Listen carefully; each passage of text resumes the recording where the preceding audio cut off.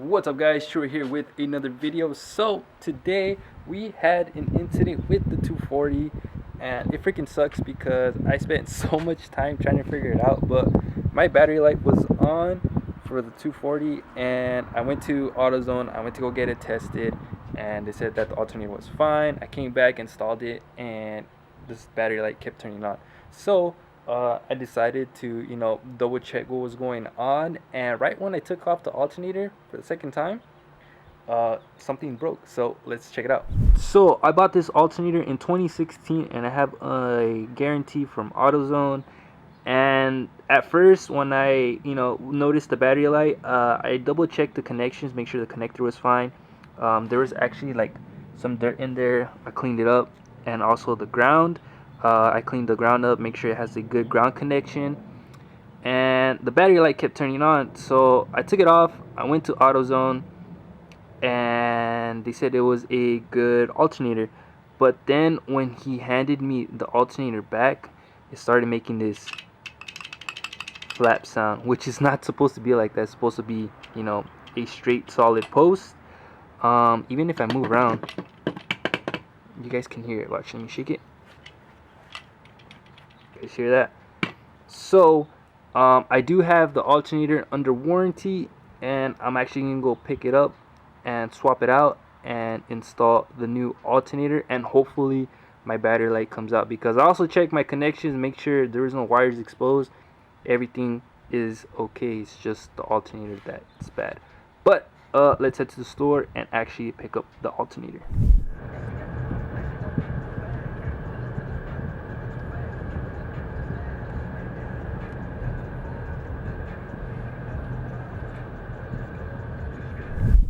Alright, so I'm at my local auto parts store, the good old Vato Zone. But let's go get our alternator. Well, so I gotta go to another location because I showed up and asked them, they told me to wait till 6 o'clock to go get the alternator.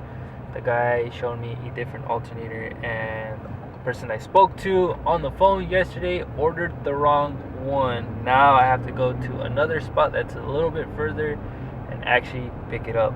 And what sucks is that I pretty much wasted like half of my day waiting for that part to show up at 6 o'clock, and then it didn't end up showing up. So I have to I gotta start driving all the way to the other location to pick it up. But I'll be happy as long as we get it, so I can actually start fixing the 240 and hopefully the battery light turns off. So let's go to the other location.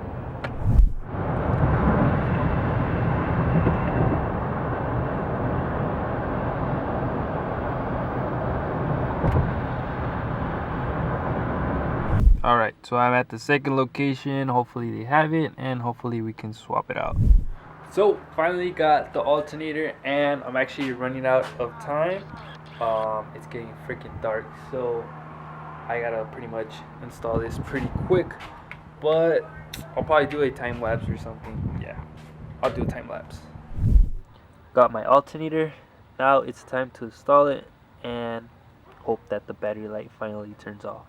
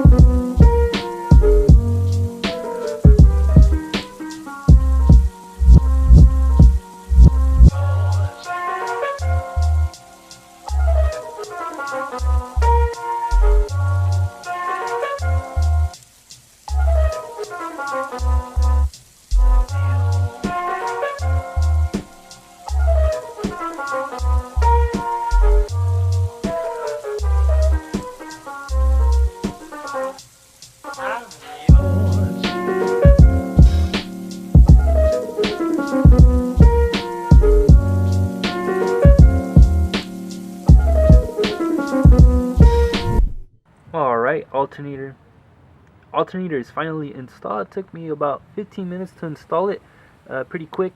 This is like the only shiny part of my car, and my manifold as well. But let's start the car up, and hopefully the battery light turns off. I'm hoping it's the alternator and not anything else, because if there's like a wire loose or something, then I have to dig around and see if there's like a ground cable exposed or a power cable exposed. But let's start the car up. So I'm gonna put it on the on position. Fans are on. Turn it off, turn it back on. But we're gonna keep it on. Put my volume on my radio down. Alright, here we go. 3, 2, 1.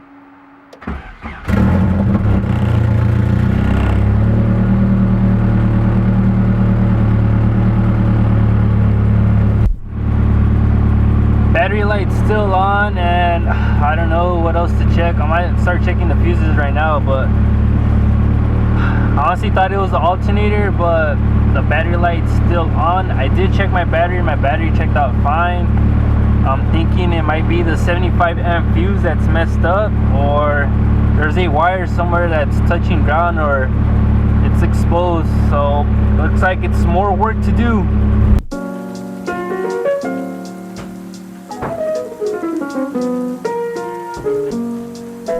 So we swapped out the alternator, and the car still has the battery and brake light on.